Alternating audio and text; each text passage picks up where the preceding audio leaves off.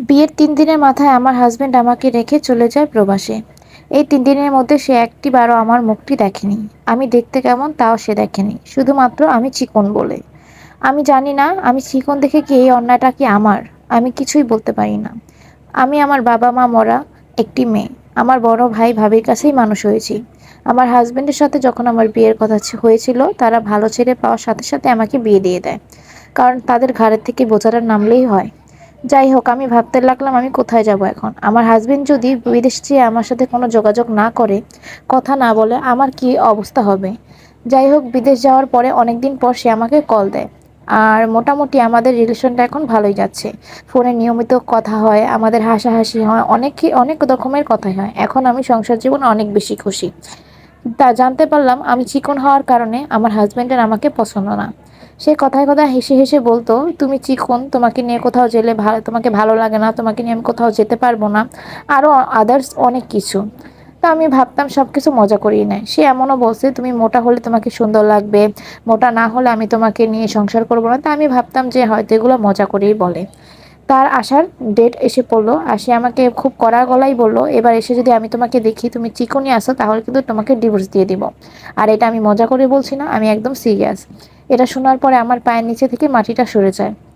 আমি ভাবলাম যে এখন আমি কিভাবে মোটা হব। আমি ২ বেলার জায়গায় আমি ৪ বেলা করে ভাত খাওয়া স্টার্ট করি। এতে আমার শাশুড়ি আমাকে অনেক বাজে ধরনের কথা বলে। আমার জন্য নাকি তার বেশি করে ভাত রান্না করতে হয়। তারপরেও স্বামীর জন্য আমি সবকিছু মুখ বুজে সহ্য করে চেষ্টা করতে লাগলাম মোটা হওয়ার জন্য। কিন্তু কোনো কাজ হচ্ছিল না। আমার স্বামী আসারও এদিক দিয়ে টাইম হয়ে গেছে। তাই আমি মোটা হওয়ার ওষুধ খেতে লাগলাম। ভাবলাম যদি মরে যাই তখন কি হবে? তারপর আবার ভাবলাম এই জীবন রেখেই বা কি করব? বেঁচে থাকলেই বা কোথায় যাব? স্বামীর ঘর ছাড়া তো আমার যাওয়ারও কোনো স্থান নেই। তো মাশাআল্লাহ, ওষুধ খাওয়ার পরে আমি বেশ মোটা হলাম। এখন আমার হাসব্যান্ড আমাকে অনেক পছন্দ করে। কিছুদিন পরে দেশে আসলো আমার হাসব্যান্ড। আমাকে দেখে সে এক প্রকার পাগল হয়ে গেছে। আমাকে দেখে এতটাই সে মুগ্ধ ছিল, যার কারণে সে আর বিদেশেই যায়নি। একদমই দেশে থেকে যায়। তারপর আমরা বাবু নেওয়ার চেষ্টা করি। কিন্তু আমি মোটা হতে হতে এমন একটা পর্যায়ে হয়ে গেছে, আমার ওজন এখন ৯৫ কেজি। একটা ছোটখাটো হাতির বাচ্চা বললেই পারেন। তারপর আমি অনেক চেষ্টা করি বাচ্চা নেওয়ার, বাট ডাক্তার বলে আমার অনেক চর্বি জমে গেছে, আর স্বাস্থ্য না কমলে আমি কখনো মা হতে পারবো না। এটা শোনার পরে শুরু হলো আমার হাসবেন্ডের আরও অত্যাচার।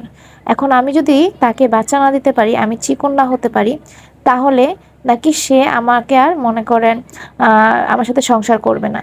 তো যেই মানুষটার কারণে আমি মোটা হওয়ার ওষুধ খেলাম, নিজের জীবনেরও তো রক্ষা করলাম না, আমি বেঁচে থাকবো না কি মরে যাব, সেই মানুষটা এখন আবার আমাকে বাচ্চার জন্য চিকন হতে বলছে। আমি যখন চিকন ছিলাম এই লোকটা আমার দিকে ঘুরেও তাকিয়ে দেখেনি আমাকে কেমন লাগে, বাট মোটা হওয়ার পরে সে এমন করছে।